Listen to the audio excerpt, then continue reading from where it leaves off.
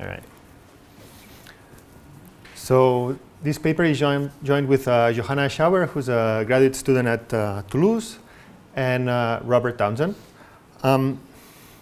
So the big picture question we are after in this paper is to explore the role of human capital in understanding the development process.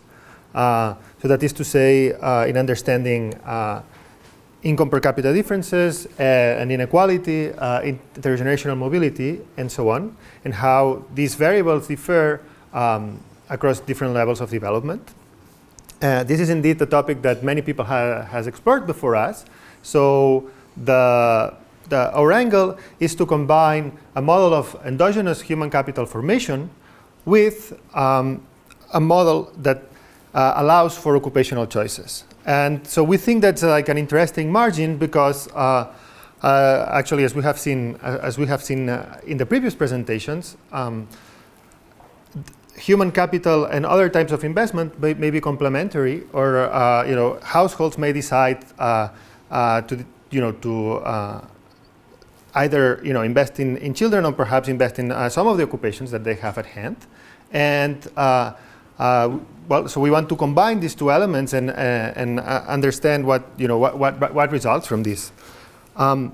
So the key external force that is going to drive differences across economies in our model is going to be a market incompleteness, and a market incompleteness in the form of financial frictions. So the reason why we will be observing different equilibrium outcomes in our model is going to be because the degree of market imperfections are going to be different across economies. Okay. So more in particular, the ingredients that we're going to be using in the paper are as follows. So like for human capital, for endogenous human capital, we will be modeling endogenous schooling choices of kids. Okay, there's going to be experience, but the part of experience is not going to be endogenous. So we're going to have endogenous schooling that is going to be decided within the household, okay, and the human capital front. On the occupational choice front, we're going to be basically emphasizing the role of entrepreneurship. So the parents in a household will decide whether they want to run a firm or if they want to work for someone else. And so because there's going to be a form of marketing incompleteness that are going to be borrowing constraints, it can be that the marginal dollar that the household has actually, may want to, the household will have to think what to do with it, the marginal dollar, where to invest it, okay? And we want to explore the complementarities that arise in this type of setup. Okay, indeed, so there's like the separate literatures in which you have like human capital and entrepreneurship. We're like the structure of the model actually is going to be building a lot on the work of Maria Cristina and Paco and others in terms of that we will be exploiting the structure that they have developed, because it allows for a lot of heterogeneity in the model. So in particular, in our model, we're going to have households that will be heterogeneous in wealth and ability and schooling decisions, and that will be solving indeed like jointly the wealth and human capital accumulation problem. And as I said, the presence of this market incompleteness is going to create wedges on both choices. Okay, and so we want to explore this channel. So at the end of the day, what the paper does, or it tries to do, is to develop a quantitative general equilibrium model that has sufficient micro heterogeneity that can actually speak to some micro moments, and at the same time has something to say that it's interesting at the macro level. Okay, so let me preview the results. So one result that we have found, and here it's a preliminary, not only because some parts of the calibration perhaps can be improved a little bit, but it depends on a crucial assumption that I will discuss on the model and on which we'd love to have feedback from you guys. But condition to these caveats aside, so the preliminary results suggest that if you look at the elasticity of income per capita to borrowing constraints, in a model with and without human capital, the difference is not very big, okay? However, once you decompose these, what drives these differences in income per capita, you get a picture that is kind of like fairly similar to if you want, the Mankiw or Romer-Weil type of result, that once you introduce human capital, differences in TFP are kind of like muted, okay? And the human capital does quite a bit of a job into accounting for differences in income per capita. Now, once, what other moments that are interesting, or we think that are interesting, is that once exploiting this heterogeneity, we can one thing that comes out of the model is that the introducing human capital, in fact, makes the right tail of the firm distribution much more sensitive to borrowing constraints. So what we want to find is that the right tail of firms. So this right tail is going to be quite responsive, okay?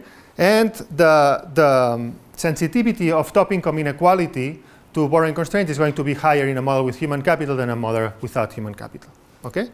And another thing that we were quite excited, it's that the model seems to account for like some correlations that you observe in the data, and like in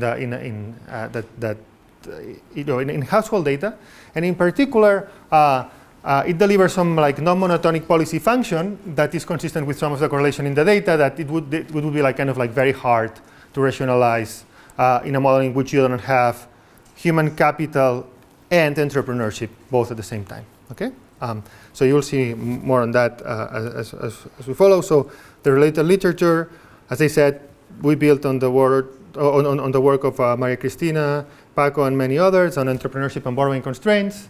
We add the human capital layer on top of that.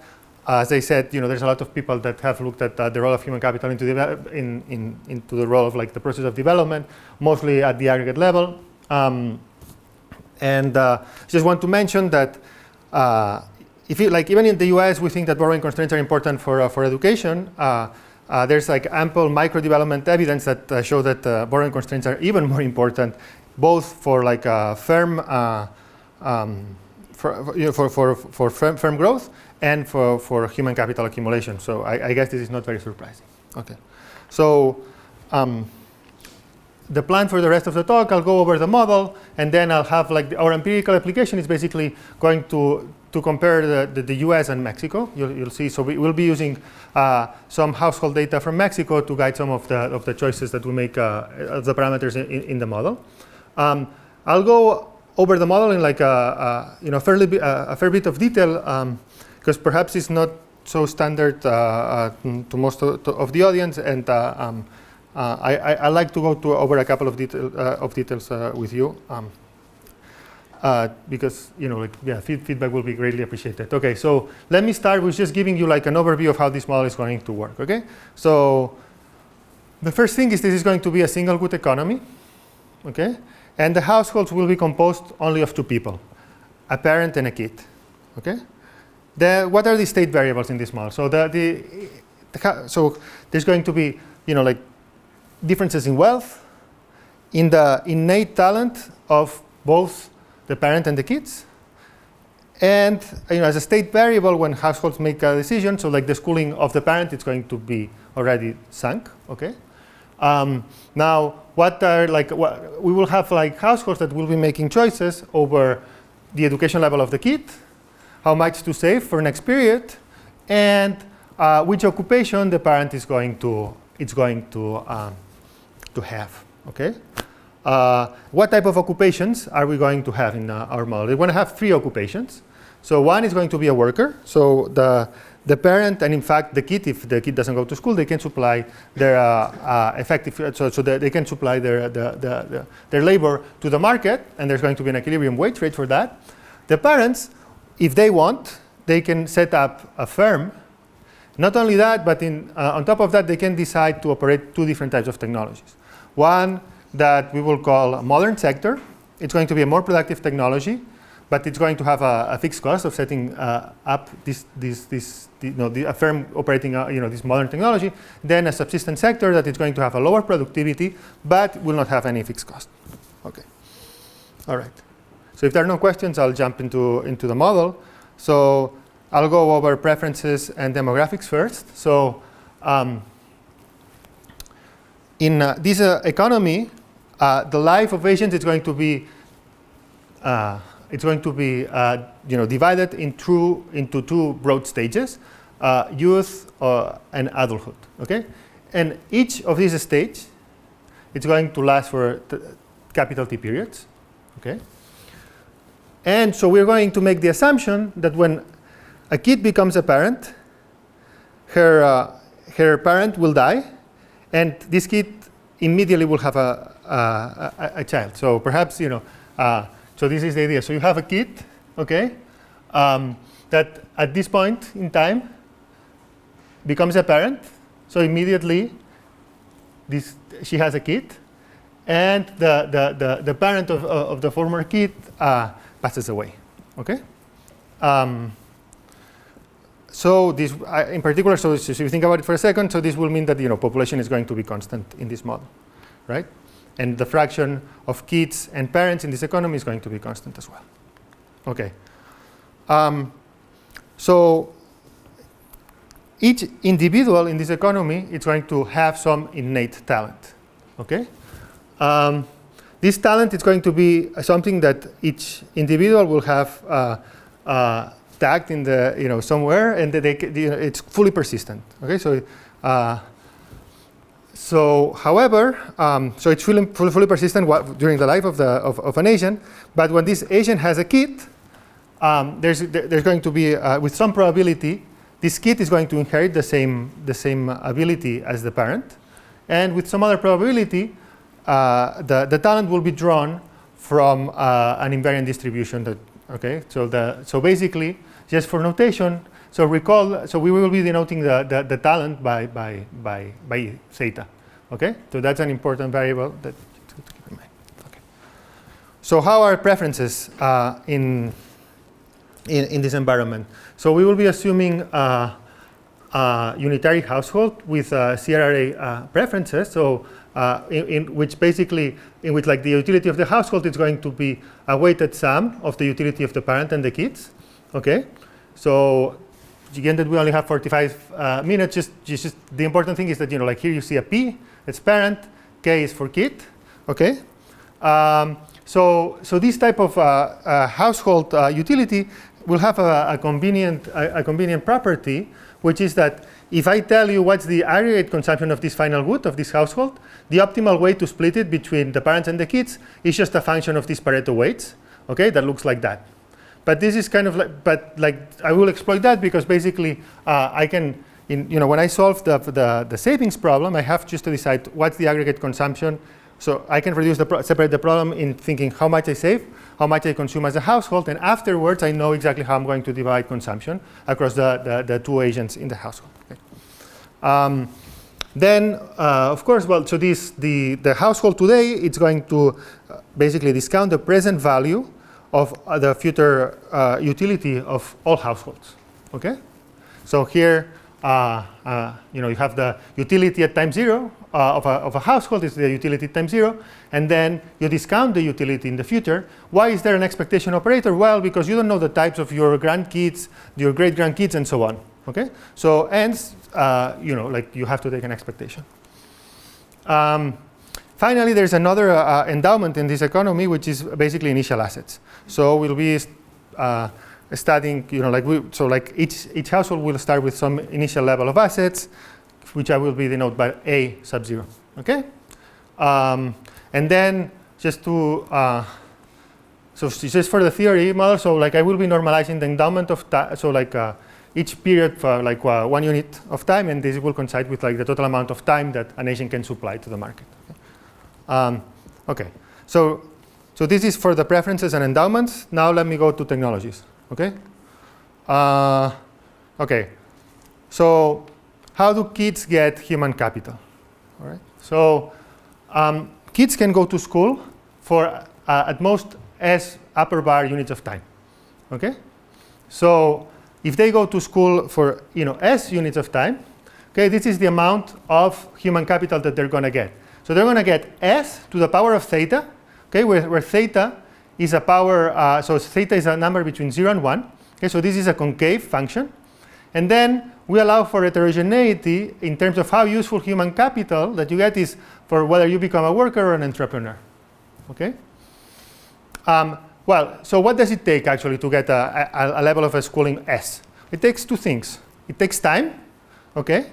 So if you want to get 1 unit of schooling, you have to spend 1 unit of time at school. And you have to pay the price of PS. Okay? PS is, you can think of it like as schooling input. Okay.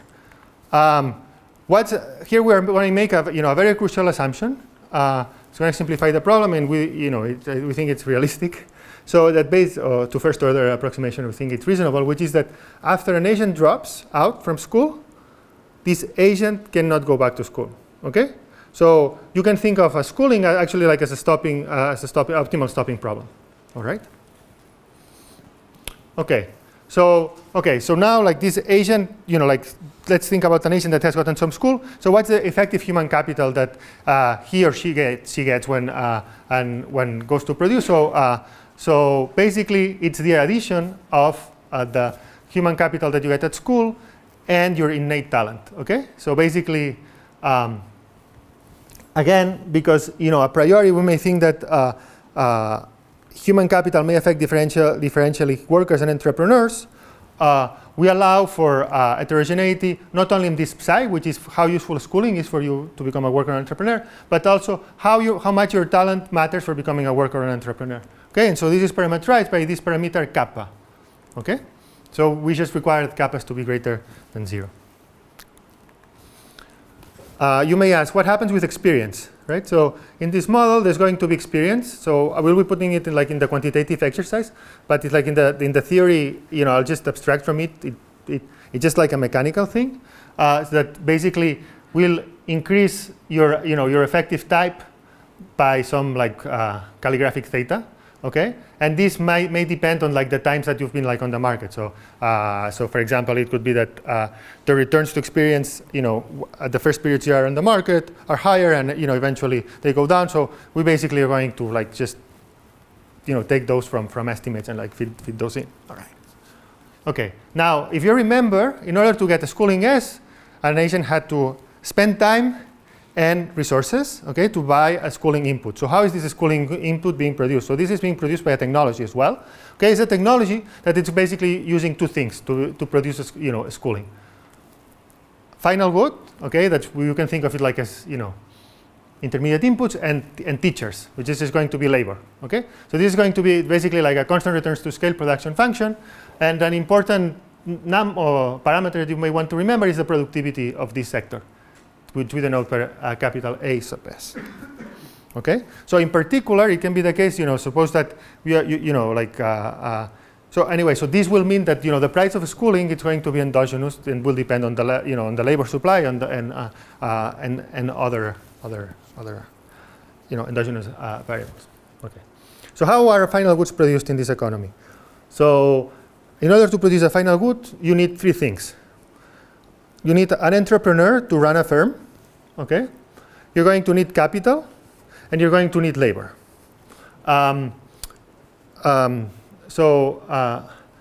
Okay. So for labor, so basically we're going to be making efficiency units assumption, which will turn out to be quite important. Okay. So as I said, the final good can be produced using 2 different technologies: a subsistence technology and a modern technology.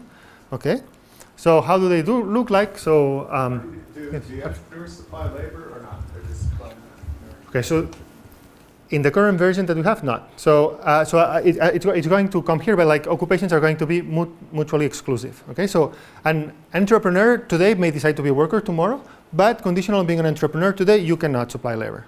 Okay, yeah. Okay, so.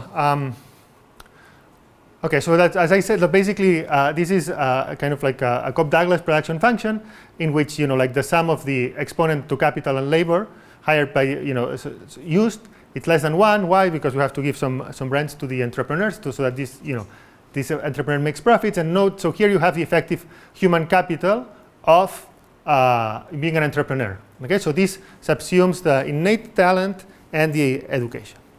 Okay. The difference, the only difference between the subsistence and the, the modern technology is that the modern technology has a higher productivity, which we know by capital A. Why not everyone in this economy may want to operate this technology? Well, because in order to operate this technology, you have to actually incur a fixed cost. Okay. So you may think of this, or when I was thinking, about Mexico, so like, like there's like, these big firms that use like modern technologies, like, computers, IT, and so on, and then you have like, these very small firms that just like street vendors and so on. Okay. Okay. So going back to Lance's question, so we make this assumption that you cannot work simultaneously in 2 or more occupations. Okay. So, and just to recap, so what can a parent do? Well, a parent cannot go to school, so she cannot be a student. A parent can choose to become an entrepreneur or a worker. Okay. What can kids do? Kids can go to school. They cannot become entrepreneurs by assumption, but they can supply their labor to the market. Okay, so how do markets work in this economy? Okay, so that's it for technologies. Okay, markets. So we have within a period we're going to have like sub-periods, because as I said, markets are going to be incomplete, and the timing is going to matter. Okay, so we're going to think what happens within a period as follows. So we'll have a household that walks into the period with her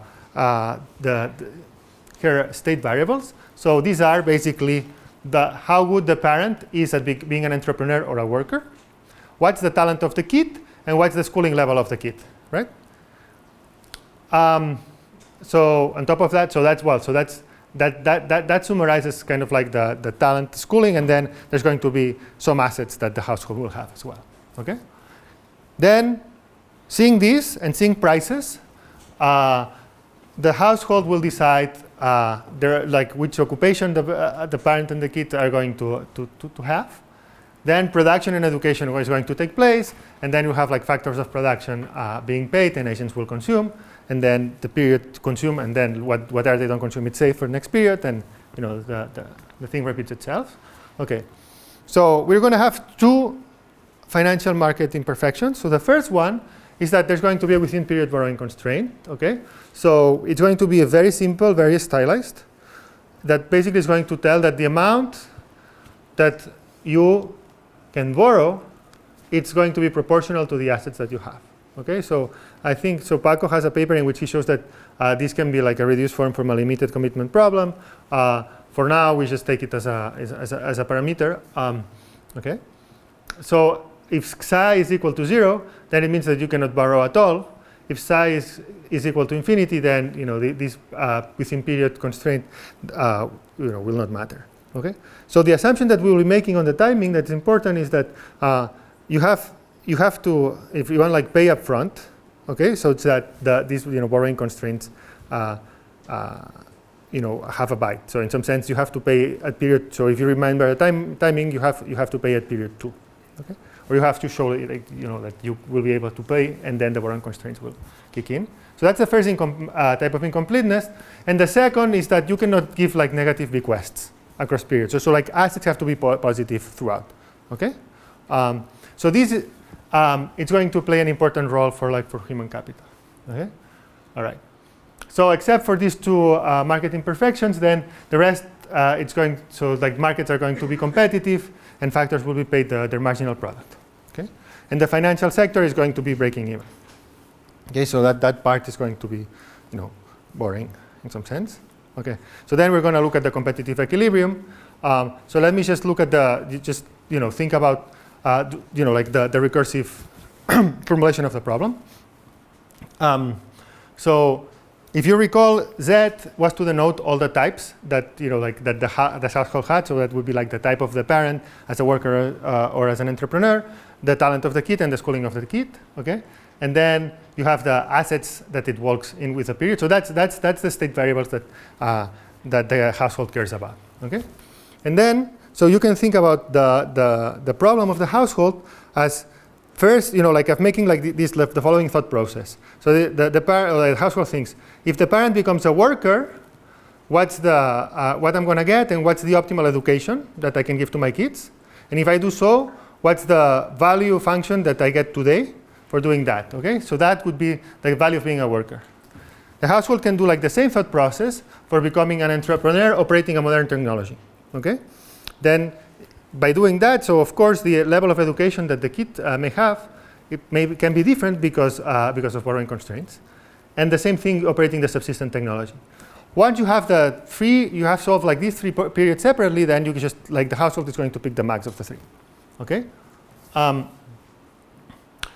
So how does this look like? In a little bit more of detail. Okay. So let's look at the problem of the worker. Okay. So the worker today, it's going to. Sorry. Let's look at the problem in which the household has decided that the parent is going to be a worker. So then the household has to decide how much to consume, C, on aggregate, and how much to save, which is we're going to denote by A prime. Okay. And how which fraction of the time of the kid is going to be spent in school. Okay. So these are the choices that the household has, conditional on the parent becoming a worker. Okay. So let's look at the budget constraints. So conditional. So like, what are the assets that I'll be saving tomorrow? So well, it's going to be whatever, like the returns that I get to the assets today, net of however much I invest in educating my kids. Okay. Then however much I get as from labor income, and you have the labor income of the parent, okay, which is here, and then perhaps the kid only goes to school for half a period, and the other half a period is going to be a worker. Okay, so this is going to be a labor income, and then of course you subtract whatever, like however much the household will consume. So this is going to be the asset level that you are going to be working into next period. Okay, so what does the borrowing constraint in this setup imply? So basically that you cannot spend in education more than 1 plus xi, your level of assets. Okay. So if in an ideal world you wanted to spend more, so the market is going to be such that you can't.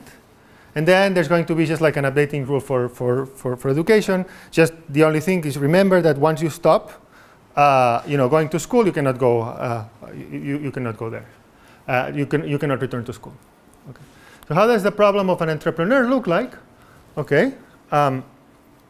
Well, so now the household. So because potentially there are, the borrowing constraints are going to be binding. The production of decision of the firm operated by entrepreneur cannot be done separately from the consumption saving decision. Okay. So what can the household decide? Well, so it can decide again the consumption today versus savings tomorrow, the fraction of time eta that the kid goes to school, but then it can decide as well how much labor and capital to rent in the market. Okay, so what's the budget constraint? So the assets tomorrow, it's going to be basically. So here I've rewritten it things a little bit. So but basically you can spend some money for going to school, and in fact for using some capital, and whatever is net of that, you're going to get a return of 1 plus r. Okay, so here capital R is the rental rate of capital, which includes the depreciation rate. So that's why it's different from little r. Okay, and then so what's the income that this household is going to get? So it's going to be like the profits that they make and the potential labor income of the kid. Okay, so now here comes the interesting part. So now the borrowing constraint matters for two things. Matters for the education of the kid and for the capital that you can actually get going into entrepreneurship. Okay, so this is very much like as we were saying, I was seeing like two papers before in which you kind of like the household here potentially, if the borrowing constraint is binding, will be deciding where to invest the marginal dollar, and taking the marginal dollar to education of the kid is going to subtract from being an entrepreneur. Okay, so yeah, so here note that I wrote the problem as being a modern entrepreneur. If it's a subsistent entrepreneur, I just like plug in the technology for being a subsistent entrepreneur. Okay, so just to have a sense of how like borrowing constraints are going to play a role in partial equilibrium. Okay, let's suppose that a household has decided to become an entrepreneur, okay? And the total income that they get is this capital I, okay? So if you think about, you have this problem, you put a Lagrange multiplier to the budget constraint, this is lambda 1. You put a Lagrange multiplier here, it's lambda 2. And just, for simplicity, let's abstract about these like updating rules, okay? So the first 2 lines of the problem are just going to be basically like the standard consumption saving intertemporal problem. Okay, so basically you would equal the marginal utility of consumption today to the discounted marginal value of like future utility. Now future utility tomorrow will so when the household decides that, realizes that investing in human capital today of the kid, it's going to increase the income of the family in the future. Okay, so that's why so recall that eta is the fraction of time that the kid goes to school. So basically, this increasing marginally, like the fraction of time that the kid goes to school, is going to increase the income tomorrow, but because the kid will not go to the labor market today, it's going to decrease it a little bit. Okay, so this shows it here. Now, if the borrowing constraint is binding, okay, so it's going to be showing up here. Okay, so you see that it's going to be distorting how you allocate, so how so it's going to be introducing, if you want, a wedge between present and future utility. Okay, now this borrowing constraint, if you recall, it appears as well. You have capital showing up in there. Okay, so what does this mean? Okay, so like suppose that you are an entrepreneur and you're operating a positive amount of capital, so that this derivative is well defined. So basically, it means that this derivative is by how much I would increase my income today if I were to increase the capital in the firm that I operate. Okay, and this is weighted by the marginal utility that I get today. Okay, so if borrowing constraints are present today, so you have like this Lagrange multiplier being here. So if you think about it for a second, so if in equilibrium you're putting positive education on the kid and positive capital.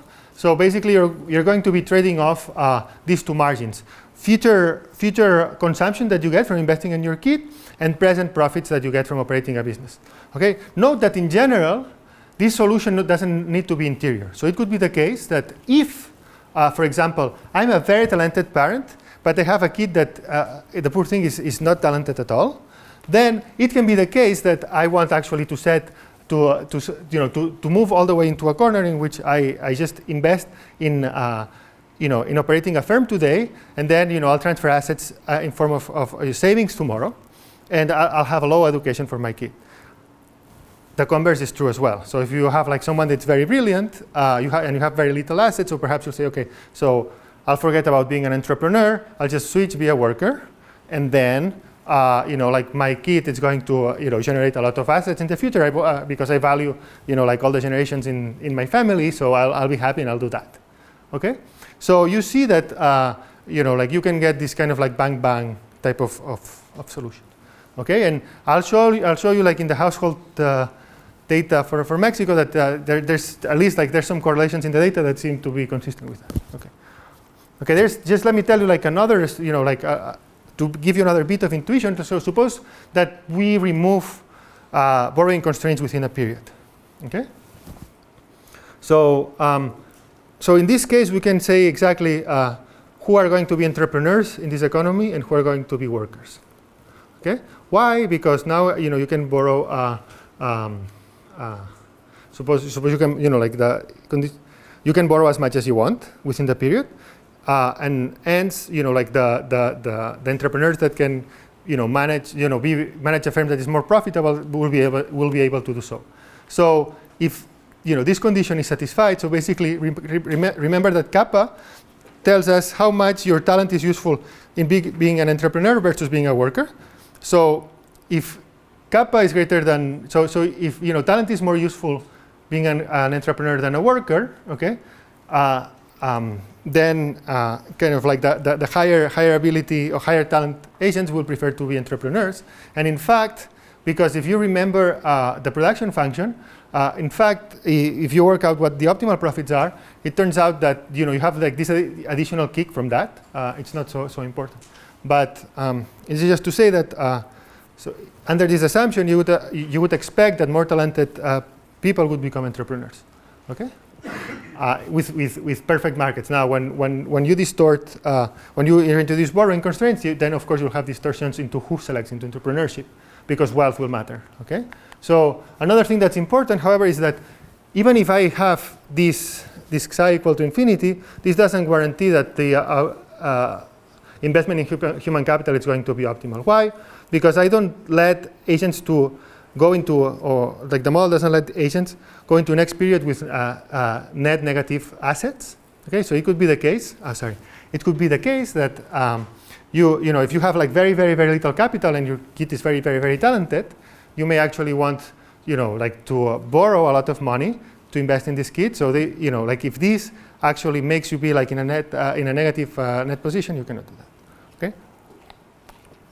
Because of course you have to consume as well. So anyway, okay, that's it for the theory. I hope it's more or less so clear. If you have questions, okay. So quantitative application. So as I said, so we're going to look at kind of like compare the Mexico and the U.S. So here, after the fact, I'm going to justify some of the assumptions that we make in the model. So the first thing is that so Mexico has kind of like a very stark dual productive structure, in which like at least in the last 20 years, around 40% of the population is employed in firms that are very small and very low productivity, as identified by many people. Or like there's kind of like a famous report that's called Tale of Two Mexicos. It's kind of like a stylized fact. So it seems that that's what motivated us on having like these two different sectors. Okay. If you look at the macro numbers, the private lending over GDP is only like 20% of OECD countries. So this seems to suggest that like borrowing constraints may be important. Then if you zoom in and go at the micro level evidence, so Chris Woodruff and David McKenzie and many others have documented using randomized controlled trials that indeed there are borrowing constraints on the firm side. This has been widely documented, perhaps not so much in the household side for investment in human capital. So how does education look like in Mexico? Well, so it's around if you start counting education at age 6, I think it's around 7.5 years in Mexico versus 13 in the US, if I'm not wrong. And then, so if you look at the composition, so most of the differences between Mexico and the US comes at the high school level, so that, and college, of course. Okay. So in this sense, like the model that we have in which you have sequential schooling kind of seems kind of like a good approximation. Okay. And then there's one thing that we currently don't exploit, but we have kind of low quality as measured by PISA score. So perhaps thinking about the productivity of the educational sector, we can fit something in but anyway. Okay. So now I'd like to show you zoom in a little, show you some correlations at the household level to see how what's happening a little bit with in Mexico at the household level. And for this, we're going to use the Mexico Life Family Survey. And we're going to link it to the Progreso Oportunidades program. Okay, so this Mexico Life Family Survey, it's basically a longitudinal study that is representative of Mexico. Okay, and Progreso is a conditional cash transfer program that was implemented in Mexico, and in between 1998 and 2001. The allocation of these conditional cash transfers were random. Okay. Afterwards, there was a phasing in, which was not. But anyway, so we're going to use the random part of the conditional cash transfers to try to look at what the returns to education are. Okay. And this family survey is useful because we have household assets and levels of income. We know the level of debt of the households. We know the educational level of the parents. We know the education of kids, so this includes expenditure, time, and actually there's a separate school survey that contains also interesting information. Then we have a proxy for talent, which is the Raven test scores, and other covariates like many covariates that allow us to control for many different things. Okay, so let me show you the first thing. So how does so if you recall, like I was telling you that more talented Asians, should kind of like tend to become entrepreneurs. Let's look at this, like using this Raven test score. So if you look at here, like the two lines, so like the first line, so here you have the quantile, okay, the average quantile of parents' test score. So it's around 0.48 in the entire population, okay. And then if you look at farmers that cultivate their own land or self-employed people, the Raven test scores are exactly the same.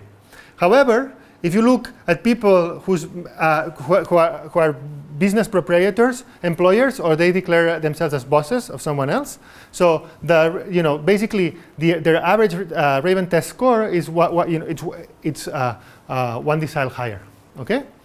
And just to show you that talent is persistent, okay? So if you look at the kids of these households, so again, so you see that, like for parents, like they tend to, there's perhaps a little bit of mean reversion, but very little. So anyway, so just because I have 5 minutes, but so if you look at the, like the persistence of Raven test scores is very high, okay? So how do returns to education look like in Mexico? Do they differ across occupations? Okay, so just because I'm a little bit short on time, just look at the first line, okay? So here you have the entire population. Here you have workers, so they look the same.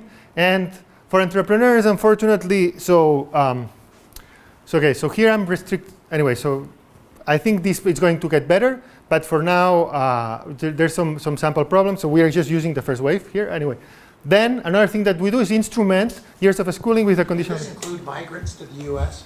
No. Unskilled migrants? No, it doesn't. So that's one of the big issues about why children in Mexico aren't getting education, right? Yes. A low level of schooling, they can get a Yeah. much higher wage than at a high level of schooling in Mexico. Yeah. These are partly some of the things that we're trying to get at. So if you instrument, you get the same picture with Progressa. Okay. So prima facie, we cannot rule out that the returns to education are different for entrepreneurs and workers. We're trying to get evidence on that because we came in with a very different strong prior. Let's put it this way.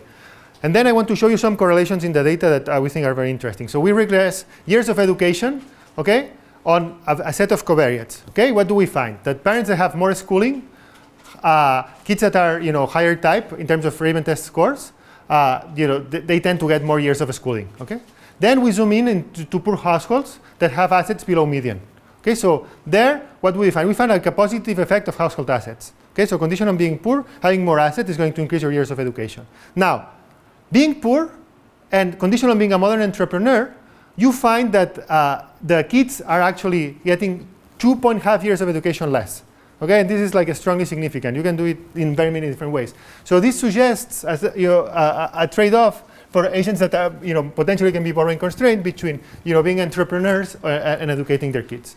Okay, and then anyway, so you can look at the depth that this household has. Okay, so going into with this information, okay, so we're gonna impose that the returns to education are the same across occupations. Okay, this is going to pin down. You may not remember, but these kappas and and some other parameters. Okay, then we want to impose some kind of like a standard. So in the interest of time, I'll just go fast enough, but this is kind of like a standard are taken from Maria Cristina's and Paco's, more or less, like the whole thing. And then we're going to calibrate some moments to the US. Okay, so the moments that we take are fairly standard, and so far we're doing, I think, more or less okay. So there's like two things that we are currently trying to improve, which is the share of total entrepreneurs, which is we just getting 3% now, and credit market instruments and financial assets, which you get a little bit less. But I think we can do that. And then, so then once we have this, okay, that which you have calibrated for the US, to say, okay, what are the long run effects of borrowing constraints? So suppose that we move the parameter that was pinning down borrowing constraints to match the level of financial development of Mexico, okay? So one thing that we find is that the change of the GDP per capita decreases like 15%. This is kind of lower than what we expected, okay? And afterwards I'll get why this is the case. But so for example, we see that like the share of workers employed by the top 5 firms declines to 20%, and then the share of income of the top 5% increases, okay? So kind of like we can map the we can think about how like borrowing constraints in equilibrium affect these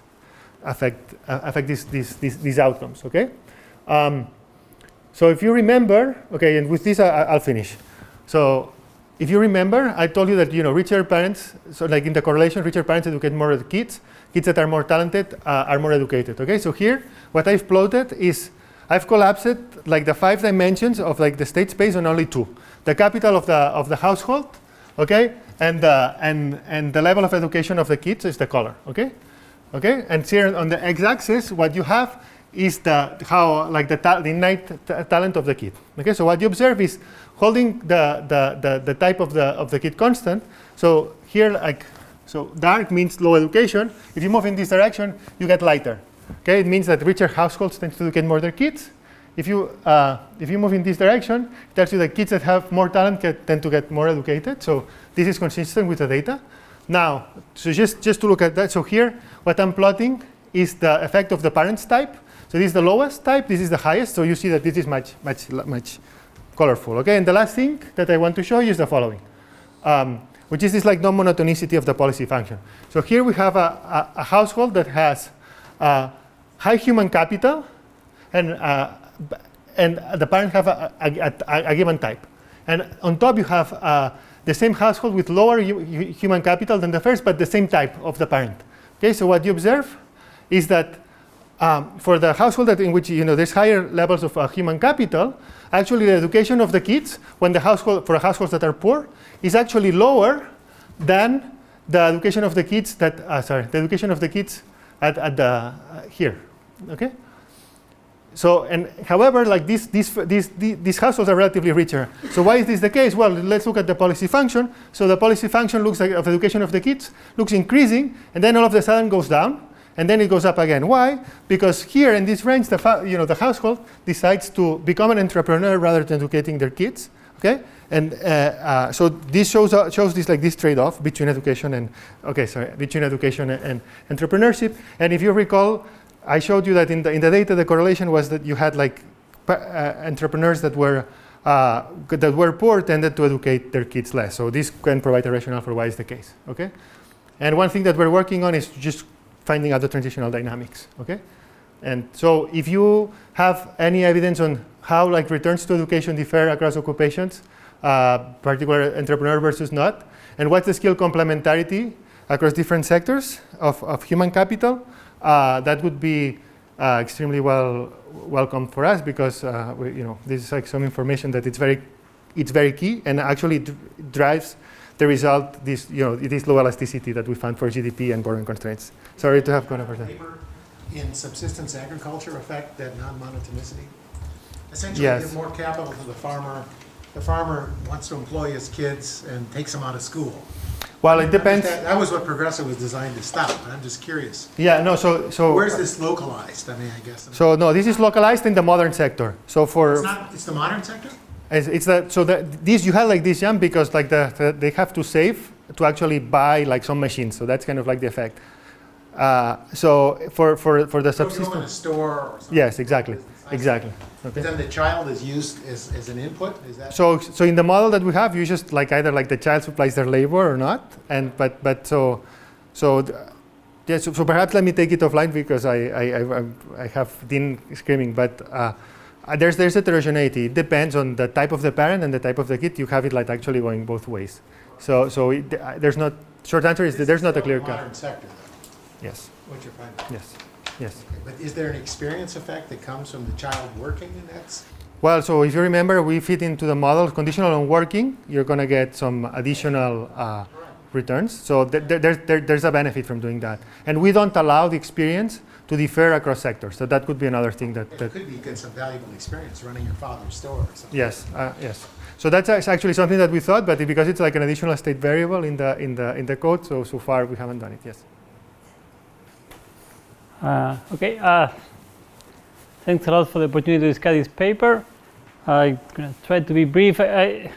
Since the results are fairly preliminary, I'm going to probably focus more on the big picture, and in particular, try to think through how best to motivate this work. So it's a very ambitious, rich and challenging paper. So there are many moving parts and so on and so forth. It's an important question. So what's the role of credit markets in determining human capital, entrepreneurship, and through that economic development?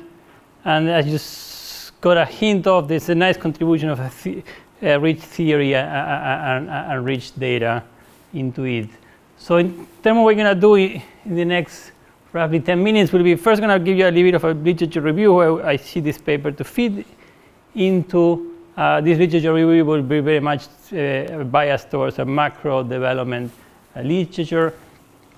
I'm going to try to argue and think through why it's important to connect all these different elements. One reaction would be, well, we're putting together many elements into paper, so we need to have a good reason. And I think there are good reasons for that, and some of that were alluded in the presentation. We're going to try to think about what is going to be the useful counterfactor across countries. And I think that for human capital and for entrepreneurship, there might be very different counterfactors. I see that, especially for the early education, for the entrepreneurship, I think credit markets are going to be an important dimension. Maybe for human capital, educational policies are going to be more first order, although the paper is mostly focused on the credit market part. One thing that I find the thinking of the human capital and the borrowing constraint to be an important thing to explore is because for human capital, something is very hard to self-finance away from your constraints, especially if you think that investments are front-loaded and there's not much room to do a little bit of investment 1 year, maybe accumulates assets and so on and so forth. It depends a little bit how you model. The way the paper model, that's an important aspect to it. And that's going to be a little bit of different from what is true when you think about models for entrepreneurs, where self-finance might be an important substitute for some cases. And I'm going to give you some broad comments at the end. I think that at some level, I think the papers need to be a little more focused. Clearly, they're trying to do many things at the same time. And by doing that, you will be able to convey a clear, more transparent message. So again, in terms of the literature, the paper sort of fits in complemented an earlier, more theoretical-oriented literature that have argued that both with models of entrepreneurs and models of educations, that when you have credit market imperfections, you may have a lot of possible rich possibilities. This is work by, say, Banerjee and Newman in the early 90s, partially Baker, Murphy, Tamura, Galor, and Seira, and so on and so forth. Those are going to be models that will feature multiple equilibria, will feature aggregate poverty traps. Many things could happen and open up many possibilities to understanding the development. There's more of a macro development quantitative literature that to some extent what I try to do is try to, well, just put a little more numbers to those stories and try to see to what extent all those possibilities show up. And this is going to be a fairly active work on entrepreneurship, where Rob Townsend was one of the leaders of that, has tried to explore the role of entrepreneurship and borrowing constraints, and these various answers to that. There's much less work, and only recently, on exploring this second channel, and this will be one of the lead papers on that part. In terms of why do we care about putting human capital, occupational choice, and credit frictions together, I think what is interesting is when you do that, some of the conventional wisdom you had from models of only human capital are going to be overturned. And I'm citing Becker and Toms, mostly because of all these things I got from Gary's in his human capital class. But yet this feature of, well, if human capital is going to be constrained on the human capital margin, then all the transfers across generations should be done in human capital. No monetary transfers. That's one insight that you get. Another insight will be that it has to be that human capital investment has to be increasing at least weekly in parents' income. In the model today, those two things are going to typically be overturned. First, it's going to be true that across generations, to the extent that your kids will be might be running a business, will typically going to be inheriting both human capital and assets. These two margins will be important. And also, as Marty was illustrating, parental income might not give you have a monotone effect on human capital investments. You might get that if your kid, once you cross the margin that your kid might be running a business that might be constrained, you may decide to invest less in human capital because you're going to have to invest in other complementary inputs. Whether that's going to be the case or not might depend on the skill intensity of human capital entrepreneurial technologies versus the worker technology effectively. So in some sense, you're going to have new insights. How relevant these insights will be, well, it will depend on how important are going to be these people running business in the economy. I guess for the US, this might be a little bit of a second order, you may think. But for a developing country where a lot of people are running their own technologies, these other complementary inputs might be first order. So in that sense, it's something for development important to think about. And the paper makes progress that direction. So another reason why it might be important to put these two things together, although the paper doesn't go this route, is because the type of technology that are going to be used, to the extent that those technologies differ in the skill intensity, may affect the demand for skills. And there may be an interaction between credit frictions, the type of technologies that are going to be used in equilibrium, and the effective demand for human capital and so on and so forth. So one reason why maybe in poor countries people don't get as much education is because, well, maybe there's no demand for those skills. And the lack of credit markets might be one of the main challenges why that's the case. Not obvious the paper want to go that route necessarily now, but it's something that for the future I think is potentially quite interesting to explore. What is the right counterfactual? I guess the paper put a lot of emphasis on credit markets. For entrepreneurial investment, one can argue that that's an important dimension, although there might be other policy dimensions that may be important for restricting entrepreneurial investments.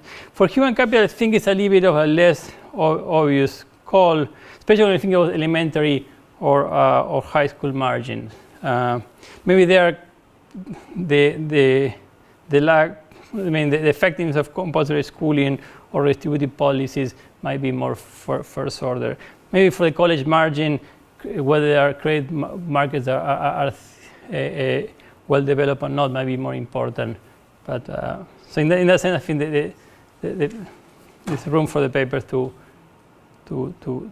focus on policies more broadly. As I mentioned, that I think it's potentially interesting that the paper currently haven't not explored enough is the fact that human capital investment have this feature that, I mean, the way they're modeled for sure in the paper, that's true. I think that kind of makes some sense. Is that it's going to be hard to self-finance away from that. And that self-financing has been a feature that we've been stressing in the literature that focused on entrepreneurship recently. At least for technologies that are going to be small scale, same finance could be a very important substitute. For human capital, you might think that's not the case. I guess here I'm claiming the wisdom from work by Jim, that you might think that formal schooling in early childhood is not something that you can do. I mean, you cannot substitute early investment by later investment, although substitutes are going to be poor. In that case, I think it's an interesting in terms of contrasting for what we know from these other more entrepreneurship only focused literatures. Just to finish, I think that the authors working in a very challenging problem. For many reasons, there are going to be many state variables. There's a problem with many non-convexities. So one of the things I was hoping to get some beautiful figures of a simple two-period model to illustrate some of my claims. It's kind of it was a nightmare to kind of work out the corners of the human capital and asset and physical capital investments and so on and so forth. So that was a simple, trivial model I was trying to work with. A more serious one as the other are working is challenging. I think that a successful paper should convince the reader that it's worthwhile combining these features. I spend a lot of time in my discussion arguing that it is worthwhile. But the authors should do a better job doing that. So you should tell us which new insights are obtained, which new data can we and Marty was doing a nice job doing that. But I think it should be more focused. And also, it's going to be interesting to contract the effect of frictions in different margins. They may comment on self-finance was an example that, well, the entrepreneurship margin, self-finance could be a useful margin for education, might not be. So it would be nice if we contrast that. And to do that, yeah. So with that, I will finish. Thank you. So thanks a lot. I agree with everything you said. So just to emphasize, I think so the fact that modern technologies may require high skilled labor more intensively, and putting this into the model, I think definitely it makes a lot of sense. And I would just like to say that the reason why we had such kind of a relatively low elasticity of output is because what happens in the model is that when you increase borrowing constraints on the margin, agents kind of educate quite a bit still.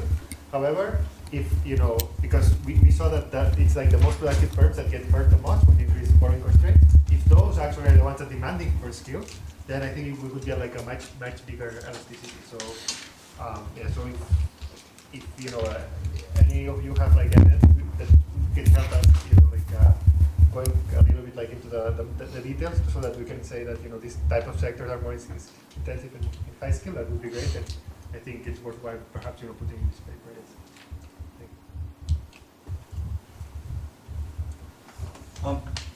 So you talked about there's a Pareto weight that's constant between the parent and the kid. Yeah. But it seemed a bit more like a kind of paternalistic model.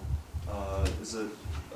Wondering if you could clarify it, if the it's a unitary household. So basically, it's like a solution of maximization, problem in which the weights are different between parents and kids. And when you're a kid, you're gonna get kind of a third of the consumption of the parent, which is. Yeah, and this is how we calibrate this Pareto weight, so so that we match kind of the adult consumption equivalents. But it's not paternalistic in a sense. I mean, it's a fully Yeah. I guess sorry, maybe I didn't. What I was really wondering is if the child was just acting on their own, would they make very different decisions, or would it be the same? Or? Well, it's kind of hard to. So in this model, because it's you have generations that are linked together. So if you want to chop down this, so it would be a very different model. In which, first you have to model why, so perhaps some warm glow request motives, and you just care about yourself, so to speak. But then, for example, some reasons for actually bootstrapping yourself out of poverty and saving, which is to save for next generations, would be shut down. And I think the work of Paco and others actually has successfully convinced people that it's very important to have this forward-looking element into it. So that's why we didn't go this route. So you add, just to be clear, so because I don't know this literature as well. So you have financial frictions, occupational choice, and that could be the model that Paco wrote down. But you add in the human capital. Yes. So does your model net? I mean, in any way, any of the other models, so that you can. Because it would be nice to decompose. You can't tell where things are coming from. Okay. So we have done. I mean, one of the slides that so that's why I was saying that the overall elasticity that you get and of income per capita to borrowing constraints is very similar. So what you can do is you shut down the human capital, and everything comes to the talent. Okay, so then it would be a pure model of entrepreneurship. Right. Okay. So then, of course, then you kind of have to recalibrate the Pareto table, so to match the same moments. But once you do that, so kind of the effect that you get is kind of overall it's similar in terms of income per capita. Then if you look at the firm level, distribution of firm size and inequality, so it's so that's what I was saying. And I think that what Paco said about having high skill and low skill or something like that would actually change. I think it would give you an additional amplification. But thank you. you want to decompose things, it's not clear you want to recalibrate when you do that. That's a different question of whether you can match the data equally well with two different models, where then you would want to recalibrate. But if you wanted to say, well, how much is human capital doing in this model? yeah, so I don't think you want to recalibrate, you just want No, to but shut it this- down. yeah. It's a different question that you're answering. Okay. No, but you want to compare with the previous work, you want to recalibrate. But it depends if you're just trying to say, how well can I match the, If you want to understand how the model works, I agree with you, you might just love how So I can tell you, recalibrate. so when you shut it down, for example, you lose the tail of like the share of employment that's accounted by like the most productive firms kind of goes down. Okay, then so income inequality. Off the top of my head, I don't remember. I think it goes down as well. just depending on what Yeah, you want okay. to do, whether you want to Yes. recalibrate. Okay. Yes, but these are exercises that we can certainly. Thank you.